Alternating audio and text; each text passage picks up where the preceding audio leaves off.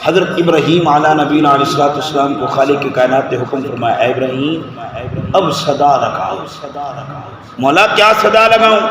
تو میں صدا یہ لگاؤ، آؤ لوگوں اس گھر کا آ کے طواف کرو، لوگوں آؤ اس گھر کی آ کے زیارت کرو، آؤ لوگوں اس گھر کے آ کے بوسے لو، اس کے سامنے اپنے سر جھکاؤ۔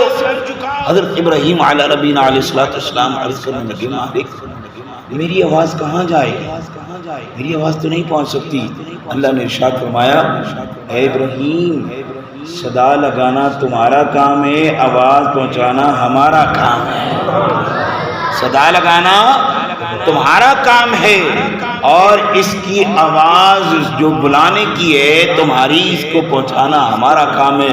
اور روایات میں آتا ہے جتنے زندہ تھے ان سب نے لبیک کہا، جتنے اس دنیا میں ابھی نہیں آئے تھے سب نے لبیک کہا، جو اپنے باپوں کی صلبوں میں تھے انہوں نے بھی لبیک کہا، جو اپنے ماں کے رام میں تھے انہوں نے بھی لبیک کہا۔ اور روایات میں آتا ہے جس نے جتنی بار لبیک کہا خالق کائنات اس کو اتنی بار کعبہ کی زیارت عطا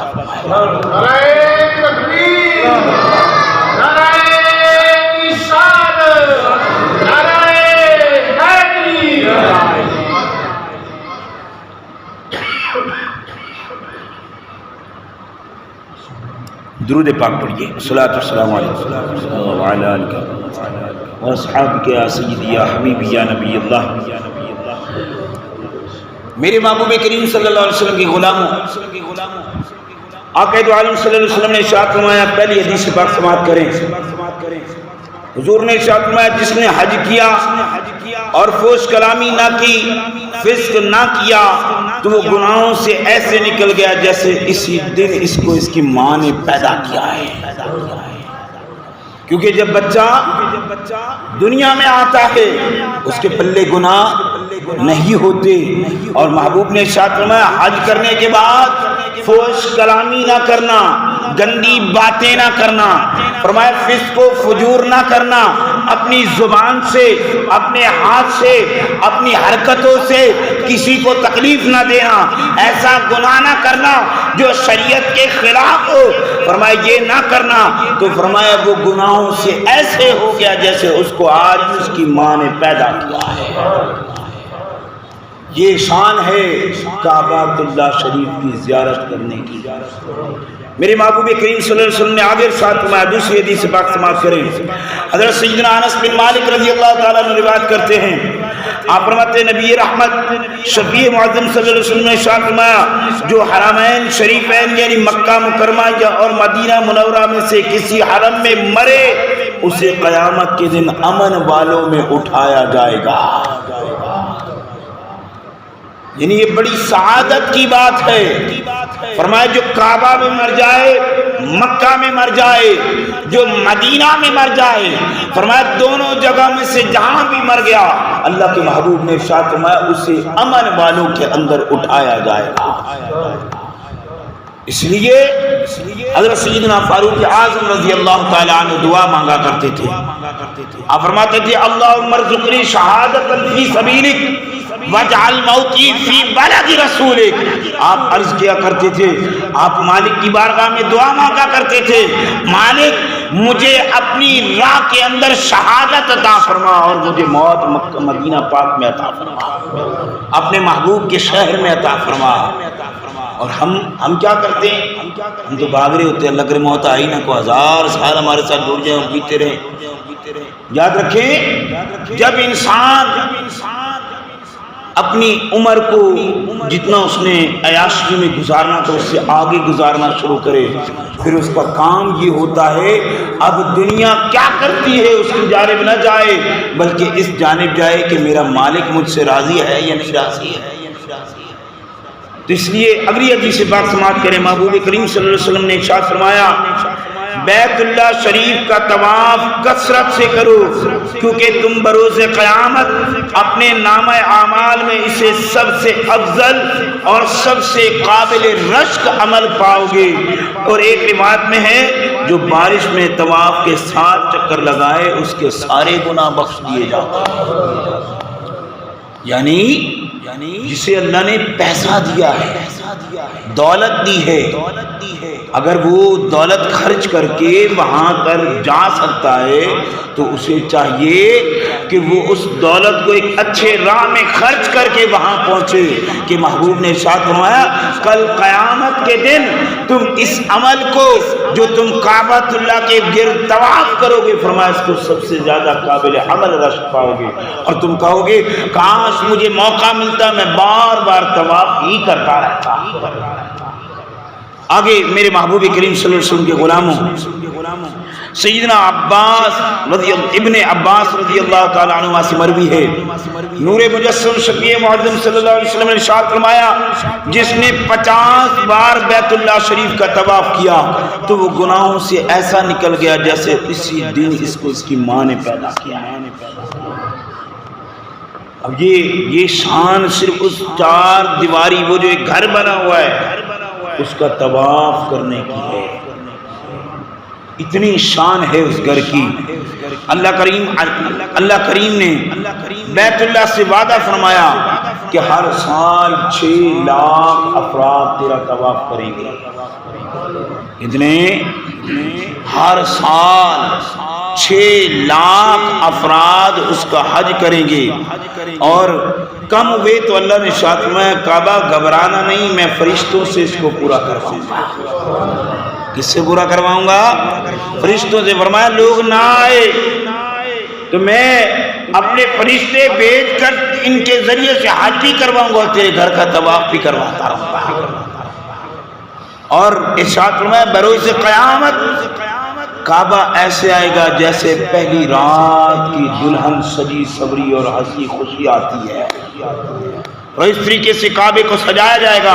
اور جن لوگوں نے اس گھر کا طواف کیا ہوگا، اس گھر کی زیارت کی ہوگی، چکر لگائے ہوں گے، میرے محبوب صلی اللہ علیہ وسلم کے غلاموں اللہ کے محبوب نے ارشاد فرمایا کہ وہ کعبے کے گرد یوں لٹکے ہوئے ہوں گے.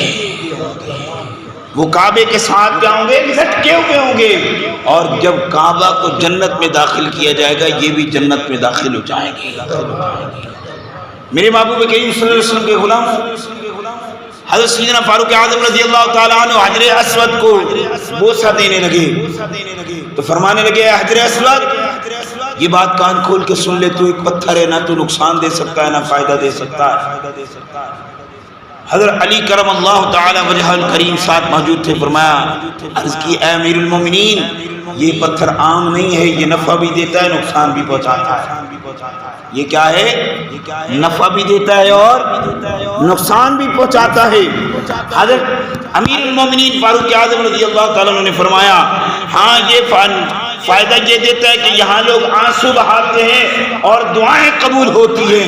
حضرت امیر المومنین علی کرم اللہ تعالی وجہ الکریم نے ارشاد فرمایا یہ نفع و نقصان دیتا ہے. اور پوچھا پھر حضرت امیر المومنین عمر فاروق رضی اللہ تعالیٰ عنہ نے کہ اے علی یہ نفع کیسے دیتا ہے نقصان کیسے دیتا ہے؟ فرمایا اللہ تبارک و تعالی نے اس کو ایک عہد نامہ لکھ کے کھلا دیا ہے، قیامت تک جو ایمان لے کر اس کی زیارت کرے گا یہ بروز قیامت اس کے ایمان کی گواہی دے گا. اور فرمایا جو بے ایمان اس کی زیارت کرے گا بروز قیامت یہ اس کے بے ایمانی کی گواہی دے گا. اور یہ حضرت علی کرم اللہ تعالی وجہ الکریم فرما رہے ہیں. اور پھر ارشاد فرمایا کہ یہاں جو جاتا ہے وہ دعائیں مانگتا ہے اللہ اس کی دعاؤں کو قبول کرتا ہے. اور فرمایا کہ جب بندہ وہاں پہنچ جائے اس کے دل میں یہ دعا ہوتی ہے مالک میں تجھ پر ایمان لایا، تیری کتاب کی تصدیق کی، تیرے وعدے کو پورا کیا، تیرے نبی محمد صلی اللہ علیہ وسلم کو اپنا نبی مانا ہے میں نے. اور جب یہ وہ وعدہ کرتا ہے پھر اللہ کے محبوب کریم صلی اللہ علیہ وسلم کے غلاموں اللہ تبارک و تعالی اس کے گناہوں کو معاف فرما دیتا ہے. یہ ہے کعبۃ اللہ کی زیارت اور یہ حجر اسود کی بات ہے. اور حجر اسود کوئی عام پتھر نہیں ہے، جنت کا پتھر ہے. روایت میں آتا ہے کہ حجر اسود سورج سے زیادہ روشن تھا، سورج سے زیادہ. آپ دیکھتے ہیں نا سورج کی جب روشنی پڑتی ہے تو کوئی چیز چھپ جاتی ہے، ہر چیز پہ کرن پڑتی ہے، حتیٰ کہ اندھیرے میں بھی روشنی محسوس ہوتی ہے ہلکی ہلکی. تو اللہ کے محبوب کریم صلی اللہ علیہ وسلم کے غلام حجر اسود بہت خوبصورت چمکدار تھا. فرمایا محبوب کریم صلی اللہ علیہ وسلم نے اس کو مشرکین نے ہاتھ لگا لگا کر سیاہ کر دیا. کیا کر دیا؟ اس وجہ سے وہ آج سیاہ ہے. تو میرے دوستو ایک اور حدیث پاک سماعت کریں. میں جلد جلد 2-3 حدیثیں پیش کروں اور آپ کو بتاؤں کہ جو کعبہ اللہ کے ساتھ لگ جاتا ہے پھر اللہ تبارک و تعالیٰ اسے کیا کیا مقام عطا فرماتا ہے. بس آخری 2 باتیں میں نے آپ کی یہ 2 حدیثیں آپ کے سامنے ذکر کرنی ہے. اللہ کے محبوب کریم صلی اللہ علیہ وسلم نے ارشاد فرمایا اللہ ہر رات اعلی زمین پر نظر رحمت فرماتا ہے. ہر رات اعلی زمین پر نظر رحمت فرماتا ہے. فرمایا سب سے پہلے اعلی حرم کی طرف نظر رحمت فرماتا ہے. اگر حرم میں کوئی حرم والے جو ہیں ان میں سے کوئی طواف کر رہا ہے فرماتا ہے ان پر نظر فرماتا ہے.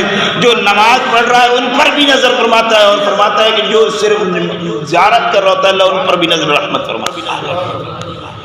آگے حضور علیہ السلام نے ارشاد فرمایا اس بیت اللہ شریف پر ہر دن 120 رحمتیں نازل ہوتی ہیں. فرمایا 60 وہ جو طواف کرنے والے تھے ان پر نازل ہوتی ہیں.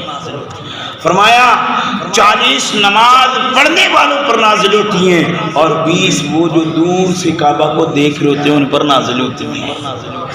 یہ کعبہ اللہ کی برکتیں. حضرت حسن بصری رحمۃ اللہ علیہ فرماتے ہیں کعبہ کے اندر ایک نماز کا ثواب 1,00,000 نمازوں کا ثواب ہے. فرمایا ایک روزے کا ثواب 1,00,000 روزے کا ثواب ہے. اور فرمایا ایک صدقہ 1 درہم صدقہ کرنا 1,00,000 درہم صدقہ کرنے کے برابر.